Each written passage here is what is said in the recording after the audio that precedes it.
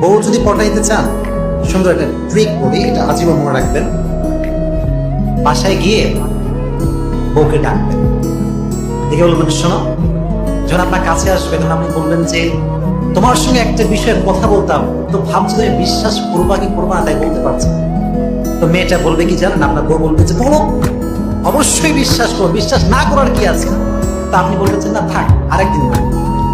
আপনি ঘুরাবেন, তো মেয়েরা খুব জেদি হয়, বলবে যে এই মুহূর্তে বলতে হবে। তখন আপনি বলবেন যে তাহলে বলি দেন। সেটা কি?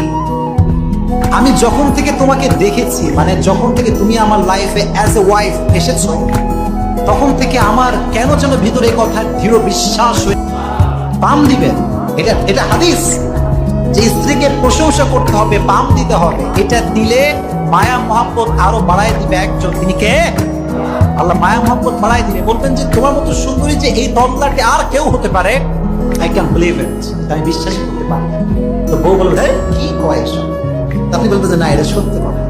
এটা বলবেন, চুলের প্রশংসা করবেন, হাতের রান্নার প্রশংসা করবেন, সবসময় ভালো সাইড গুলো বলবেন।